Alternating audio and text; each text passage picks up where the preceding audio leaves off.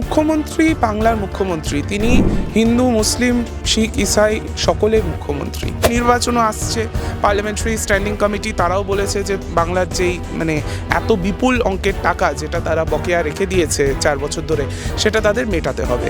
মুখ্যমন্ত্রীর কাছে তার কাছে সকল জাত ধর্ম সমস্ত কিছু ইকুয়াল, এটা বারবার তিনি বলেন যে ধর্ম যার যার, উৎসব সবার।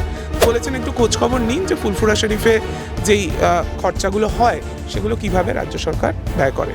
বিজেপি শুধু হিন্দুদের পার্টি হতে পারে, তারা বলছে যে আমরা শুধু হিন্দুদের ভোটে জিতেছি, হিন্দু হিন্দু ভাই ভাই, এই ধরনের বিভিন্ন ন্যারেটিভ তারা বানাচ্ছেন।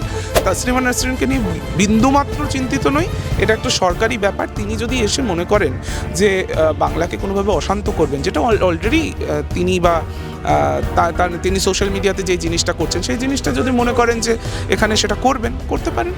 বিজেপি মনে করে তারা হিন্দু, কিন্তু আমরা তো দেখছি হিন্দুদের জন্য তারা কি করছে। হিন্দু হিন্দু ভাই ভাই, কিন্তু হিন্দুদের তো কোনো জায়গাতেই কোনো তো রেহাই আমরা পাচ্ছি না, কোনো রেহাই নাই। যে ভারতের 80% মানুষ তো হিন্দু, তো তাদের জন্য বিজেপি কি করেছে সেই উত্তরটা তাদেরকে দিতে হবে। গোষ্ঠী দ্বন্দ্বের বক্তব্য বা কথা এর আগে বহুবার উঠে এসেছে তৃণমূল কংগ্রেসের দিকে। ইতিমধ্যে আমরা জানি যে অভিষেক বন্দ্যোপাধ্যায় একটি বৈঠক করেছেন এবং সেই বৈঠকের পরেই চৌরঙ্গি এবং জোড়াসাঁকো নিয়ে তিনি চিন্তিত, সেই চিন্তাও তিনি ব্যক্ত করেছেন। পরবর্তী সময়ে আমরা সমাজ মাধ্যমে কুণাল ঘোষ এবং সুদীপ বন্দ্যোপাধ্যায়ের যে বাকবিতণ্ডা দেখলাম, তার পরবর্তীতে যে প্রশ্নটা উঠে আসছে যে উত্তর কলকাতা তৃণমূলের পুরনো ক্ষত কি নতুন করে প্রকাশ্যে আসছে? কারণ তৃণমূলে একাধিক জেলার সাংগঠনিক সভাপতি বদল হওয়ার সময়ের অপেক্ষায় রয়েছে। না দেখুন, সাংগঠনিকভাবে কি বদল হবে না হবে এটা তো দলের শীর্ষ নেতৃত্ব তারা ঠিক করবেন, কিন্তু তৃণমূলের কোনো ক্ষত আছে উত্তর কলকাতায় বলে তো মনে হয় না। তাইলে তো এই আমাদের একজন এমএলএ চলে গেল, গিয়ে বিজেপির ক্যান্ডিডেট হলো, তারপরেও তো আমরা বহালতবিয়াতে জিতেছি সিটটা। তো ওই জন্য কলকাতা তৃণমূল কংগ্রেসের শক্ত ঘাঁটি, তো সেখানে কোনোভাবে কোনো ক্ষত তৈরি হওয়ার কোনো ব্যাপার না। হ্যাঁ, কিছু কিছু নেতৃত্ব তাদের মধ্যে কোনো ভুল বোঝাবুঝি, মনোমালিন্য, মতানৈক্য থাকতেই পারে এটার মধ্যে। না, সেটা তারা বলতে পারবেন, এটা কুণালদা বলতে পারবেন যে তিনি কি ইঙ্গিত করে কোন জিনিসটা বলেছেন বা কি লিখেছেন, বা মাননীয় সুদীপ বন্দ্যোপাধ্যায় সাংসদ, তিনি তার অফিসের তরফ থেকেও যেই বার্তাটা এসেছে যে তিনি একদমই সুস্থ আছেন, এবং আমরা তো অবশ্যই চাই যে আমাদের সকল নেতৃত্ব তারা সুস্থ সবল থাকুক, তারা মানুষের কাজে নিয়োজিত থাকুক। আচ্ছা দাদা, আমরা দেখেছি যে বাংলায় আবাস যোজনা নিয়ে দুর্নীতির কথা বিরোধীরা বারবার তুলে ধরেছেন, এবং সেই বিষয়ে কোথাও যে আজকে জাকির হোসেন তিনি বাড়ি বাড়ি পরিদর্শনে গেছেন, কি কারণে তিনি নিজেই বলছেন যে জঙ্গিপুরের তৃণমূল বিধায়ক তিনি স্বীকার করছেন যে ওয়ার্ডে তৃণমূল লোকসভা নির্বাচনে সবথেকে বেশি ভোট পেয়েছে সেই ওয়ার্ডে মানুষেরা সরকারি পরিষেবা থেকে বঞ্চিত হয়েছে, আবাস যোজনায় দুর্নীতি হয়েছে। এটা নিয়ে দেখুন, দুর্নীতি হয়েছে এটা তো বিজেপি তো আমাদের বারবার বলছে, তারা এতগুলো কেন্দ্রীয় টিম পাঠিয়েছে, কিন্তু তারপরেও তো দুর্নীতি বলতে তারা কি বলছেন সেটা আমাদের কাছে কোনো পরিষ্কার নয়। হ্যাঁ, যদি এরকমটা হয় যে একজন কেউ ডিজার্ভিং নয়, তারপরেও তার নামটা বাড়ির লিস্টে জমা পড়েছিল, এই ধরনের কিছু কেসেস থাকতে পারে, কিছু বিচ্ছিন্ন কেসেস থাকতে পারে, সেই জিনিসগুলো তো অলরেডি অ্যাড্রেসড হয়ে গেছে। এবার মাননীয় এমএলএ তিনি যদি তার কেন্দ্রে তিনি যদি দেখেন যে এরকম কোথাও কিছু ভুলভ্রান্তি ছিল, ত্রুটি ছিল, এটা তো একজন জনপ্রতিনিধির কাজ সেই জিনিসগুলোকে দেখা, মানুষের সাথে কথা বলা, সেটা অ্যাড্রেস করা। তো সেটা তিনি করছেন, এটা তো একটা আমার মনে হয় একটা সাধু উদ্যোগ, এবং সেখানে যদি কোনো রকমের কোনো বিচ্যুতি থাকে তিনি সেটা প্রশাসনকে জানাতে পারবেন। এবং এটাই আরও ভালো যে আমরা তো বুঝতেই পারছি এখন কেন্দ্র এমন একটা জায়গায় চলে এসছে, তারা এই টাকাটা এখন দিতে বাধ্য হতে চলেছে, কারণ নির্বাচনও আসছে। পার্লামেন্টারি স্ট্যান্ডিং কমিটি তারাও বলেছে যে বাংলার যেই এত বিপুল অঙ্কের টাকা যেটা তারা বকেয়া রেখে দিয়েছে 4 বছর ধরে, সেটা তাদের মেটাতে হবে, এবং সেই জায়গায় যেন কোনো বিচ্যুতি না থাকে, সেখানে যেন সবাই যারা ডিজার্ভিং তারা নিজেদের পরিষেবাটা পান, সরকারি পরিষেবা পান, সরকারি প্রকল্পের আওতায় তারা আসেন, সেটা নিশ্চয়ই হওয়া উচিত, এবং সকল জনপ্রতিনিধিদের এটা দেখা কর্তব্য, এবং সেটা জাকির হোসেন সাহেব করছেন, এটা খুবই ভালো উদ্যোগ। আপনারা বারংবার বলেছেন বিজেপি ধর্ম নিয়ে রাজনীতি করে, বিভাজনের রাজনীতি করে, এবং এখনও তাই করছে। সেখানে দাঁড়িয়ে মুখ্যমন্ত্রী গতকালই ফুরফুরা মসজিদে গেছেন, এবং মুখ্যমন্ত্রীর এই যাওয়াটাকেও তো বিরোধীদের তরফ থেকে ঠিক একই নজরে দেখা হচ্ছে। মুখ্যমন্ত্রী বাংলার মুখ্যমন্ত্রী, তিনি হিন্দু মুসলিম শিখ ইসাই সকলের মুখ্যমন্ত্রী। তিনি যেরকম বাংলার এত হিন্দুদের আমরা বলি 12 মাসে 13 পার্বণ, সেই প্রত্যেকটি অনুষ্ঠানে তিনি থাকেন, তখন এই বিজেপির লোকেরাই তখন বলেন যে তিনি মেলা খেলা নিয়ে মেতে আছেন, তিনি পুজো আচ্চা নিয়ে মেতে আছেন। এইগুলো আমরা তাদের মুখে শুনি। তিনি যখন বলেন যে আমি ব্রাহ্মণগড়ের কন্যা, সেটা নিয়েও কিন্তু বিজেপি বিতর্ক করে। তিনি যখন দীঘাতে জগন্নাথ ধাম তৈরি করেন, সেটা নিয়েও শুভেন্দু অধিকারীর আপত্তি থাকে, তিনি বলেন যে করতে দেব না। এই জিনিসগুলো আমরা শুনি। আর তারা তো চিরকালই মুখ্যমন্ত্রীকে এই যে মুসলিম তোষণ করেন, এই জিনিসটা দিয়ে তারা তো দেখতে চায়। মুখ্যমন্ত্রীর কাছে, তার কাছে সকল জাত ধর্ম সমস্ত কিছু ইকুয়াল, এটা বারবার তিনি বলেন যে ধর্ম যার যার, উৎসব সবার।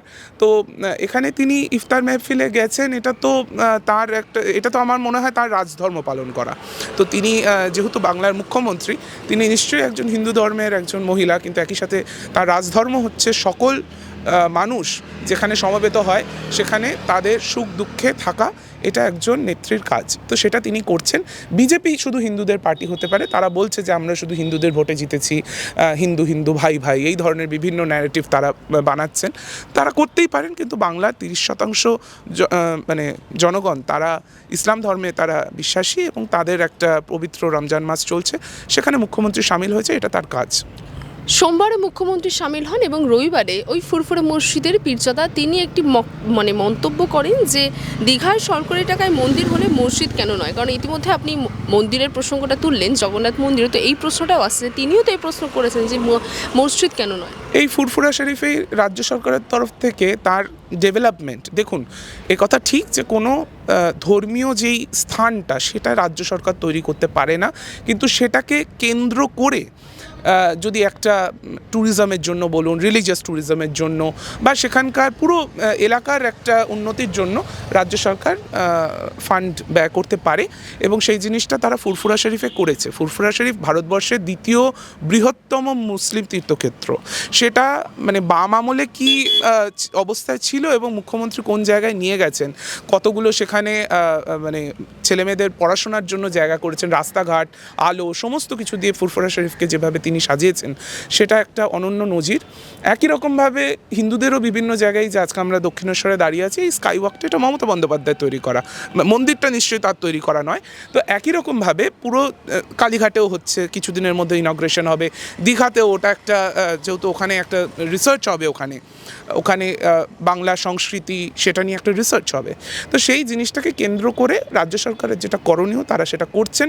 এটার জন্য অ্যাকাডেমিক রিসার্চের লাভ হবে, মানুষ যারা পুজো আচ্চা করতে চান তাদের লাভ হবে, একই রকমভাবে সমস্তভাবে ট্যুরিজমের একটা বড় একটা মানে তার একটা বুস্ট হবে, সেখানে মানুষজন অনেকে চাকরি পাবেন।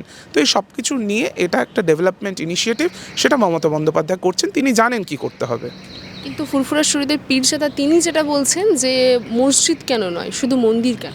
না, মন্দির মসজিদ কোনোটাই করতে পারেন না রাজ্য সরকার, কিন্তু সেটাকে কেন্দ্র করে যদি কোনো একটা মসজিদের একটা ইনিশিয়েটিভ নেওয়া হয়, তাকে কেন্দ্র করে সেই মসজিদের আশেপাশে রাস্তাঘাট, আলো ইত্যাদি, তার কমিটি গঠন করা, তার একটা যেই রেগুলার খরচ, সেই জায়গাগুলো কিন্তু রাজ্য সরকার করতে পারে। এবং যেটা এখনও ফুরফুরা শরীফে যেটা হচ্ছে, এটা তারাই জানেন, তারা একটু নিজেদের জায়গাটা, কে বলেছেন আমি জানি না, যিনি বলেছেন একটু খোঁজখবর নিন যে ফুরফুরা শরীফে যেই খরচাগুলো হয় সেগুলো কিভাবে রাজ্য সরকার ব্যয় করে। আচ্ছা দাদা, এই প্রসঙ্গে আরও একটি প্রশ্ন। আমরা জানি যে বেশ কিছুদিন ধরে একটি জল্পনা চলছিল নওশাদ সিদ্দিকীকে নিয়ে। কিছুদিন আগে তিনি মুখ্যমন্ত্রীর সঙ্গে বৈঠকও করেছেন নবান্নে, এবং তারপরে গতকাল ফুরফুরা শরীফে মুখ্যমন্ত্রী যাওয়া 2016 সালের পরে 2025 সালে মুখ্যমন্ত্রী গেছেন প্রায়। সেখানে দাঁড়িয়ে যে জল্পনা চলছে যে নওশাদ সিদ্দিকীকে তৃণমূলে যোগদান করবেন, আপনারা কি সেটা মেনে নেবেন যদি নওশাদ সিদ্দিকী তৃণমূলে যোগদান করেন? দেখুন, তিনি মুখ্যমন্ত্রীর সাথে দেখা করেছিলেন, তার যেটা বক্তব্য যে তিনি তার এরিয়া উন্নয়নের জন্য তার যেটা এমএলএ ল্যাডের টাকা সেটা সঠিকভাবে খরচা করতে পারছিলেন না, সেই জন্য মুখ্যমন্ত্রীর হস্তক্ষেপ চেয়েছেন, যেটা তিনি ইতিমধ্যেই করেছেন। এবার রাজনৈতিকভাবে তিনি তৃণমূলে আসবেন কি আসবেন না, কারণ তিনি একটা দলের চেয়ারম্যান, সেই জিনিসটা নিয়ে আমার কোনো মন্তব্য নেই। সেটা যদি আমাদের পার্টি যদি তাকে অ্যাকসেপ্ট করে, আমাদের সর্বময় নেত্রী, আমাদের নেতা, তারা যদি অ্যাকসেপ্ট করেন, তাহলে আমাদের কোনো বক্তব্য নেই।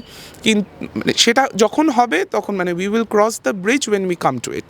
তো তিনি যদি আসতে চান, তিনি যদি আগ্রহ প্রকাশ করেন, তখন সেটা দেখা যাবে। আপনারা কি মেনে নেবেন? আজকে যদি আমার মেনে নেওয়া, তৃণমূল কংগ্রেস একটা মানুষের দল, তৃণমূল কংগ্রেসে কে আসবে কে যাবে সেটা খুব একটা ম্যাটার করে না। দলটা মমতা বন্দ্যোপাধ্যায়কে কেন্দ্র করে সারা বাংলার মানুষের দল। সেখানে কেউ যদি আসবেন মনে করেন, দল যদি তাকে নেব বলে মনে করে, দলের যদি এটা মনে হয় যে তাকে নিয়ে কোনো লাভ আছে, বাট মানে এখানে সবার আগে যেটা সে আসতে চায় কিনা সেটাও তো দেখতে হবে। তো সেইটা ব্যাপার। তো আমার কোনো এটা কোনো ব্যক্তিগতভাবে যদি আমাকে জিজ্ঞেস করেন, আমার কোনো প্রবলেম নেই। আচ্ছা, একটু অন্য প্রশ্ন। রাজ্যসভার সংসদ ইতিমধ্যে সংসদের যে অধিবেশন চলছে, সেই অধিবেশনে দেখা যায় বিজেপি সাংসদ শ্রমিক ভট্টাচার্য একটি দাবি রাখেন। সেখানে তিনি বলেন তাসলিমা নাসরিনকে যেন সুরক্ষিতভাবে বাংলায় ফেরানো হয়। এই দাবি নিয়ে আপনারা কি বলবেন? কারণ তাকে তিনি কি কেন গেছেন বা কি কারণে গেছেন, এখান থেকে আমরা প্রত্যেকেই সে বিষয়ে অবগত আছি। এটা নিয়ে আমার খুব একটা কিছু বলার নেই, এটা কেন্দ্র সরকারের বিষয়। কিন্তু আমার মনে হয় যে এইগুলো করে বিজেপি যেটা চেষ্টা করছে যে বাংলায় আবারও একটা কমিউনাল একটা হেট্রেডের জায়গা তৈরি করা, সেটা বিজেপির এটা ন্যারেটিভ, সেটা তারা এটাই তাদের এজেন্ডা, এটা তারা করতে চায়। তো দেখা যাক, আমরা ওয়েট অ্যান্ড ওয়াচ করবো, আমরা দেখবো যে কেন্দ্র সরকার এ বিষয়ে কী সিদ্ধান্ত নেন। কারণ শ্রমিক ভট্টাচার্য তিনি যদি রাজ্যসভায় একটি প্রশ্ন তিনি যা কিছু করতে পারেন, কিন্তু কেন্দ্র সরকার কি মুভ নিচ্ছে সেটা আমাদের দেখতে হবে। যতক্ষণ না সেটা বিজেপি হিন্দুদের জন্য কাজ করে, হিন্দুদের নিয়ে রাজনীতি, হিন্দু ধর্মের জন্য, কিন্তু এখানে যদি তাসলিমা নাসরিনের আমরা ধর্ম পরিচয় দেখি, তাহলে তো ইসলাম ধর্ম। আপনি এটা তাসলিমা নাসরিনকে প্রশ্নটা করবেন যে তিনি কোন ধর্মে বিশ্বাস করেন, তিনি কোন ধর্মকে তিনি মানে কি করেন, ওনার টুইটারটা খুললেই বুঝতে পারবেন। সারাদিন ধরে তাসলিমা নাসরিন আর বিজেপির প্রাক্তন রাজ্য সভাপতি তথাগত রায় যেভাবে একটা শ্রেণীর মানুষকে তারা যেভাবে অপমানিত করেন, সেটা নিয়ে আর নতুন করে আমার কিছু বলার নেই। আমি তাসলিমা নাসরিনকে নিয়ে বিন্দুমাত্র চিন্তিত নই। এটা একটা সরকারি ব্যাপার। তিনি যদি এসে মনে করেন যে বাংলাকে কোনোভাবে অশান্ত করবেন, যেটা অলরেডি তিনি বা তিনি সোশ্যাল মিডিয়াতে যে জিনিসটা করছেন, সেই জিনিসটা যদি মনে করেন যে এখানে সেটা করতে পারেন। আচ্ছা, আমরা দেখছি যে ইতিমধ্যে 26-এর নির্বাচন এখন অনেকটা দূরে আছে, কিন্তু তারপরেও বিজেপির তরফ থেকে পোস্টার পড়ছে বিভিন্ন জায়গায়, হিন্দু ভাই 26-এ বিজেপিকে চাই। বিজেপি মনে করে তারা হিন্দু, কিন্তু আমরা তো দেখছি হিন্দুদের জন্য তারা কি করছে। হিন্দু ভাই, কিন্তু হিন্দুদের তো কোনো মানে জায়গাতেই কোনো তো রেহাই আমরা পাচ্ছি না, কোনো রেহাই নাই। তো সেই জায়গায় দাঁড়িয়ে ধরুন গ্যাসের দাম, আজকে সমস্ত বিষয়ে দ্রব্যমূল্য বৃদ্ধি, এই জিনিসগুলো কি এগুলো কি শুধু মুসলিমদেরকে মানে এফেক্ট করার জন্য করছেন, নাকি হিন্দুদেরকে আজকে তারা মানে কি বলবো, তার একটা প্রবলেমে পাঠাচ্ছে। বিজেপির তরফ থেকে যে পাল্টা বলে যে 2011 সালে যেটা বাড়ির জমির যেটা দাম ছিল 2025 সেটা বাড়বে, তো স্বাভাবিকভাবে জিনিসের দাম বাড়ছে যার জন্য। না, সেটা ইনফ্লেশন রেটের কথা বলছি। ইনফ্লেশন রেট তো বিজেপি আমলে আরও বেড়ে গেছে। বিজেপি আমলে তারা বলেছিলেন যে বছরে 2 কোটি চাকরি হবে, সেই 2 কোটি চাকরির মধ্যে অ্যাটলিস্ট 80% তো হিন্দুদের পাওয়ার কথা ছিল। সেই 2 কোটি চাকরির কতগুলো চাকরি তারা দিয়েছেন? 2 কোটি যদি চাকরি বছরে দেবেন বলেন, তাহলে আমি যা আমাদের পপুলেশন রেশিও, সেখানে মানে 1.6 crore, সেটা তো হিন্দুদের চাকরি পাওয়ার কথা। অতগুলো কি মানে 1,60,00,000 হিন্দু কি প্রত্যেক বছর চাকরি পেয়েছে? সেটা কি পেয়েছে? সেটা তারা উত্তর দিন। এই যে বলে বেটি বাঁচাও বেটি পড়াও, তার কতগুলো বেটিকে বাঁচিয়েছে, কতগুলো বেটিকে পড়িয়েছে আমাদের জানতে হবে। এই জায়গায় ধর্ষণ হচ্ছে। তো তাদের মানে সব কিছুকে তারা যদি রিলিজিয়াস প্রিজমে দেখেন, তাহলে আমরা তো ওটাই বলবো যে ভারতের 80% মানুষ তো হিন্দু। তো তাদের জন্য বিজেপি কি করেছে সেই উত্তরটা তাদেরকে দিতে হবে। তো সেখানে তাদের বলার কিছু নেই, তারা শুধুমাত্র একটা হিন্দু এই ব্যাপারটা, এটা একটা মানে পিওর একটা ফ্যাসিস্ট একটা কায়দায় তারা জিনিসটা চালাচ্ছে। তারা হিন্দুদের সামনে মানে একটা জুজু দেখানো যে এই ইসলাম চলে আসবে, ভারতবর্ষ ইসলামিক স্টেট হয়ে যাবে ইত্যাদি, এই জিনিসগুলো তারা বারবার এই জিনিসগুলো বলতে থাকেন। কিন্তু বাংলার মানুষকে এই বলে তারা কিছু করতে পারবেন না। তারা বারবার দেখেছেন, তারা 19 সালে 18টা সিট পেয়েছিলেন, এবার কমে গেছে 12টা লোকসভা সিট। এবার তাদের পুরো ফাইটটা হচ্ছে যে আগেরবার তারা 77টি সিট পেয়েছিলেন 21 সালে, এবার তারা 30টা ধরে রাখতে পারেন কিনা সেটার জন্য তাদের লড়াই। আমাদের লড়াই হচ্ছে মানুষের কাছে তাদের পরিষেবা পৌঁছে দেওয়া, সেটার জন্য লড়াই। তৃণমূল কংগ্রেস প্রো পিপল একটা পার্টি, আমাদের এটাই উদ্দেশ্য যে আমরা যেন মানুষের কাছে সঠিকভাবে তাদের পরিষেবা পৌঁছে দিতে পারি। বাংলা হান্টের আরও খবর দেখতে নজর রাখুন। বাংলা খবর মানেই বাংলা হান্ট।